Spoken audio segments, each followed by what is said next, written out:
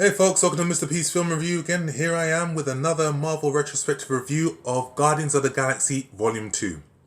If you've been following me, thanks. And if you just subscribed to this channel and you didn't know, I've been doing a review of every Marvel film up until the release of Captain Marvel, which comes out in March of this year. Guardians of the Galaxy Volume 2 was directed by James Gunn and it stars Chris Pratt, Zoe Saldana, Dave Bautista, Michael Rooker. It's got Bradley Cooper and Vin Diesel as the voice of Groot and Rocket Raccoon. And in this film, we see the Guardians of the Galaxy who've been hired by the Sovereign to protect some special artifacts that they're only the Guardians of the Galaxy can look after. And when they discover that Rocket Raccoon has actually stolen some of these precious artifacts, the Sovereign dispatched their armada to go after the Guardians of the Galaxy. And we also see in this film a subplot where Star-Lord meets up with his father, played by Kurt Russell.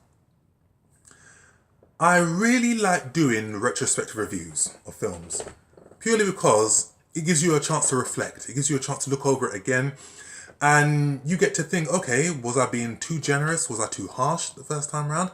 So I reviewed this film back in 2017. Looking over it again, I can easily say that my opinion still stays the same with this film. That is that Guardians of the Galaxy Volume 2 is a thoroughly entertaining, fun, enjoyable film. It's got great special effects, it's got great visuals, but it is not as fresh as the first film. And it's not as consistent as the first film. This film as a sequel, it suffers from excess. There's just too much going on in this film. It goes off in too many different directions, whereas in the first film, it was concise. And I've seen a lot of sequels that have gone down that route. Kingsman 2, Bad Boys 2, and so forth. But not to knock Guardians of the Galaxy Volume 2, there are a lot of things that this film's got going for it. Shout out to the cast. This team has really come together, and the camaraderie and the banter between the two works really well. Everybody has their chance to shine. The one-liners come thick and fast. It is a really enjoyable experience. I love the soundtrack.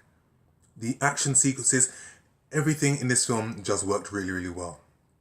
And this film really has some really good laugh out loud moments. The scenes between Rocket Raccoon, Dave Bautista's character Drax, and one laugh out loud scene, which it's 2 years now, so I can actually reveal it to you guys. There was references to David Hasselhoff in the film. And when Quill Star-Lord meets up with his dad and he realizes what his dad has actually done, he metamorphosizes into David Hasselhoff. And I thought that was a really cool touch. I was like, wow, that's Marvel all over.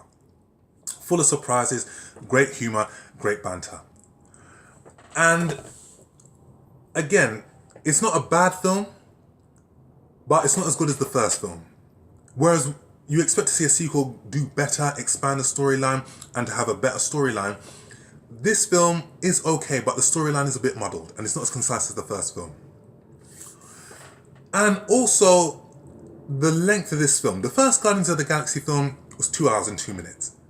Guardians of the Galaxy Volume 2 is 2 hours and 17 minutes plus. And I think that had you taken off those 17 minutes, because there were a lot of scenes in this film that were just unnecessary, you would have had a better film and had a more concise film. But it's still an enjoyable watch. And again, the charisma of the team is what helps this film shine through. This is what makes this film more enjoyable. Now, here's the problem. The Marvel Universe has just been a film that's just flowed consistently. It hasn't gone through its speed bumps. But this film has hit a buffer, because the director, James Gunn, has been fired from directing Guardians of the Galaxy Volume 3. So now the franchise as a whole is up in the air with who's going to direct the third film. Different directors will come in with different visions, and they come in with different ideas for this film. And the problem there is, will their vision be a help to the franchise or will it be a hindrance? If you look at Mission Impossible 1, it was directed by Brian De Palma. It harked back to the series of old. You can see that there was nods to the old series there. But when John Woo did the second film, it was more James Bondish, focused on the romantic love story, more action. And even though it was enjoyable at parts, you got, without a shadow of a doubt, the weakest entry into the Mission Impossible series. So who will take over the directing reins?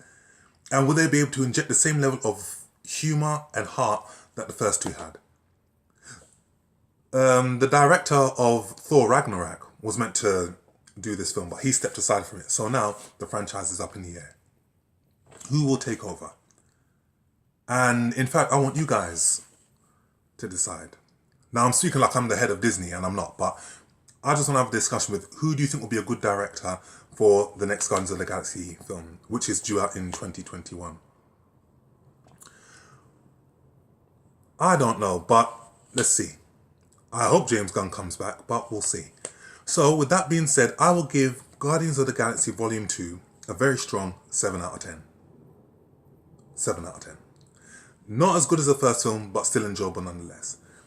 So, in the comments section, leave your comments with who you think will be qualified enough to direct the next Guardians of the Galaxy film, and where you think the franchise should go. So, that's my review. Feel free to subscribe to this channel.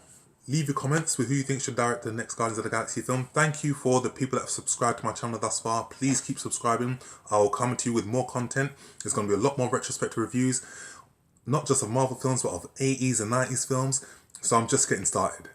So thank you for all the support, and I shall see you on the next film review. Take care.